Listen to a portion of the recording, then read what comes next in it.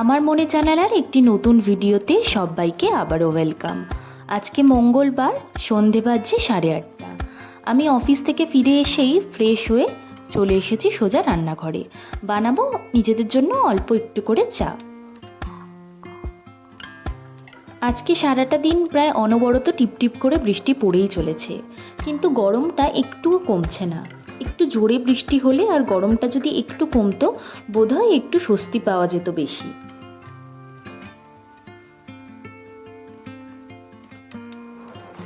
প্রতিদিন বাড়ি ফিরতে ফিরতে একটাই চিন্তা থাকে যে রাতে কি রান্না হবে, আর রাতের রান্নাটা হয়ে গেলে ভাবি শুধু পরের দিন সকালে কি রান্না হবে।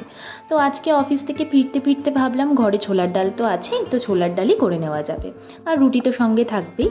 তার জন্য আমি ডালটাকেই প্রথমে ধুয়ে নিলাম। ধুয়ে একবার ধুয়েছি, তারপর এবার জল দিয়ে কিছুক্ষণ ভিজিয়ে রাখবো। আরও আগে ভেজাতে পারলে ভালো হতো, কিন্তু কি আর করা যাবে, ওই প্রেশার কুকারে সিটি দিয়েই সিদ্ধ করতে হবে। চাটাও এদিকে হচ্ছে, আর চায়ের সঙ্গে অবশ্যই কিছু না কিছু তো লাগবেই। তার জন্য আমি অল্প করে মুড়ি মাখাচ্ছি, মুড়ি আর চানাচুর। দোকানে বললাম টক ঝাল মিষ্টি চানাচুরটা দিতে, সেই ঝাল চানাচুরটা দিয়ে দিল। ঝাল চানাচুরটা আমার অতটা ভালো লাগে না। যাই হোক, দিয়ে যখন দিয়েছে আবার ফেরত দেওয়া যাবে না, খেয়ে নেওয়াই যাক। ফেরত দিতে গেলে দেওয়াই যেত, কিন্তু আবার কে বেরোবে এই বৃষ্টির মধ্যে। মুড়িটা মাখিয়ে নিচ্ছি, আর আসার সময় ওর জন্য এনেছিলাম একটু চপ। আমিও চপ খাই না যে তা নয়, কিন্তু আজকে অফিসেই একটু চপ খাওয়া হয়ে গেছে, তার জন্য এখন আর খেতে ইচ্ছে করছে না। তো ওর জন্য আসার সময় একটা পেঁয়াজি আর একটা আলুর চপ এনেছিলাম, ওকে দিয়ে দিই খেতে। এদিকে চাটাও হয়ে গেছে, চাটা এবার বেড়ে নেওয়া যাক।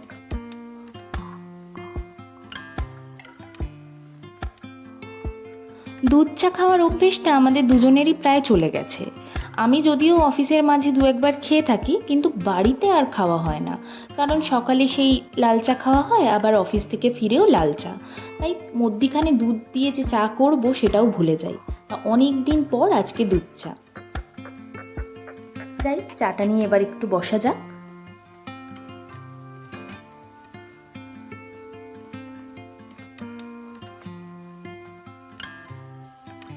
আজকে নিজের জন্য অল্প অল্প করে অনেকগুলো জিনিস কিনেছি, ভাবলাম আপনাদের সাথেও একটু শেয়ার করে নিই। প্রথমত এই কাজলটা আমার শেষ হয়ে গেছিলো বলতে ভেঙে যায়। কাজলটা না আমার প্রপারভাবে শেষ হয় না। এটা কি সবার সাথেই হয়? একটু কমেন্ট করে জানাবেন তো প্লিজ। তো কাজলও কিনেছি, একটা শ্যাম্পু নিয়েছি, আর এই বইটা নিয়েছি, পুতুল নাচের ইতিকথা। অনেক দিন ধরে ভাবছিলাম কিনবো বইটা, কিন্তু শেষমেশ আর কেনা হয়ে উঠছিল না।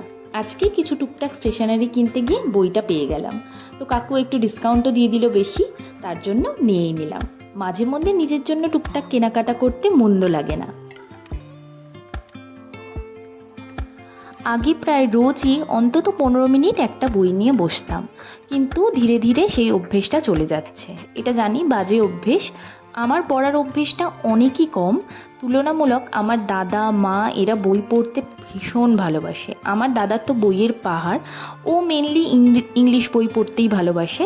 তবে আমার মা বাংলা গল্পের বই পড়তে দারুণ ভালোবাসে। মানে একটা বই যদি মোটামুটি মাপের হয়, তো আমার মা নিমেষে 2-3 দিনে তো শেষ করেই দেবে। আর যদি আরেকটু ছোট বই হয়, তো একদিনেই সে রাত কাবার করে বইটা পড়ে শেষ করে দেবে। এত বইয়ের পোকা ওরা। আমিও গল্পের বই পড়তে ভীষণ ভালোবাসি, তবে ওদের থেকে তুলনামূলক একটু কম। কথা বলতে বলতে ডালটা সেদ্ধ হয়ে গেছিল, আর আমি এদিকে কড়াইতে সর্ষের তেল দিয়ে সাদা গোটা জিরে তেজপাতা ফোড়ন দিয়ে আলুটাকে ভালো করে ভেজে নিয়েছি, আর তার উপরে দিয়ে দিয়েছি সামান্য হলুদের গুঁড়ো, লঙ্কার গুঁড়ো আর জিরের গুঁড়ো।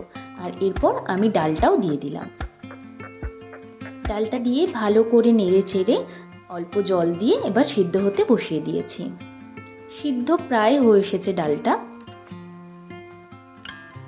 এবার পরিমাণ মতো নুন আর চিনি দিয়ে, যেহেতু ছোলার ডালটা আমরা একটু মিষ্টি মিষ্টি খাই, তার জন্য চিনি দিয়ে আবার একটু নাড়িয়ে চাড়িয়ে আরও কিছুক্ষণের জন্য ডালটা হতে দেব।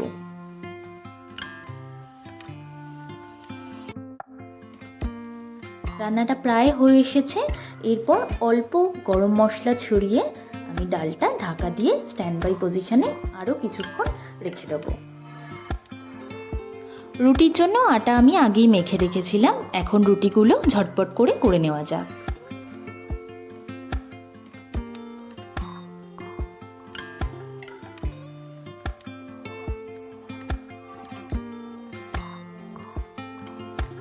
বিয়ের অনেক আগে থেকেই আমি লুচি, পরোটা এগুলো করতে পারতাম, কিন্তু রুটির ক্ষেত্রে যতবার আসতো পরীক্ষায় আমি গোল্লা পেতাম। কোনোভাবেই রুটিগুলো আমার হয়ে উঠতো না, বারবার শক্ত হয়ে যেত। কি জানি প্রকৃতির নিয়মে করতে করতে কবে ভালো রুটি করা শিখে গেলাম। এখন তো আমি নিজেই অবাক হয়ে যাই যে এগুলো আমার হাতের রুটি তো।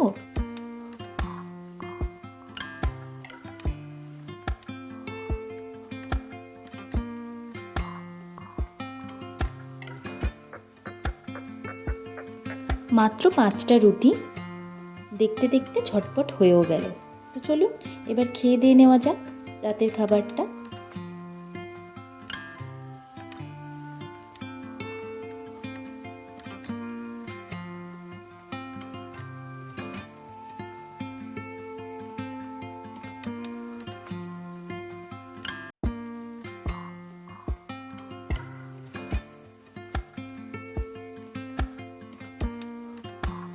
খাওয়া দাওয়া হয়ে গেছে, বেশ অনেকক্ষণ হলো।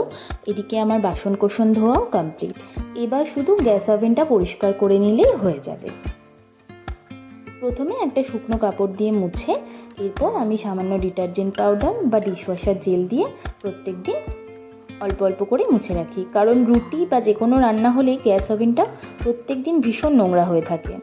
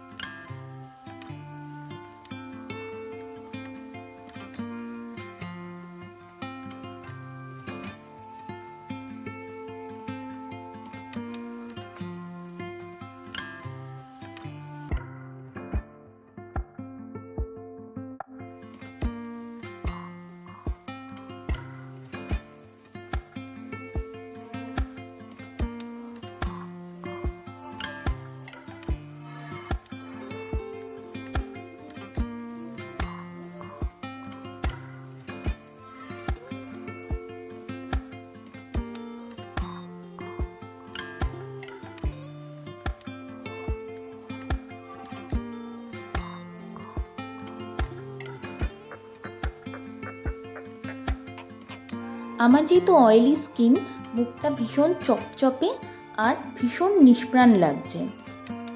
সারাদিন শেষে রান্না বান্না সংসার সব গুছিয়ে এবার একটু নিজের যত্ন নেওয়া যাক। আমি 2-4টে বরফের কুচি নিয়ে নিয়েছি। এইটা একটা সুতির কাপড়ে বেঁধে এবার নিজের ফেসে একটু রাব করে নেব। তাতে এই যে একটা ডালনেস থাকে সেটাও চলে যায় চটপট, আর একটা ভেতর থেকে একটা ফ্রেশ ফিল হয় স্কিনে। তার জন্য আমি এটা প্রায় 2 দিন 1 দিন অন্তর অন্তরই করে থাকি। এটা সকালে করলেও কিন্তু ফেসে খুব ভালো রেজাল্ট পাওয়া যায়। সকালের যে আমাদের একটা ঘুম থেকে উঠে মুখের মধ্যে একটা পাফিনেস হয় সেটাও চলে যায়, আর ঝটপট একটা তরতাজা ভাব আসে স্কিনে। আমি এটা ইউজুয়ালি রাতেই করে থাকি।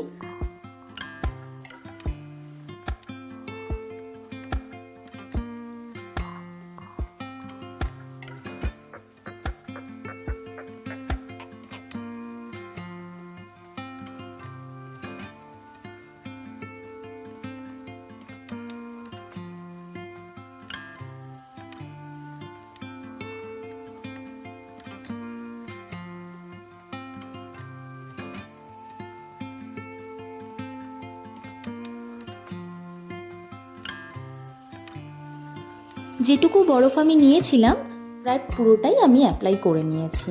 ভীষণ রিল্যাক্সিং লাগছে ফেসটা, নিজের ভেতর থেকেও একটা ভীষণ ফিল গুড ফ্যাক্টর আসে।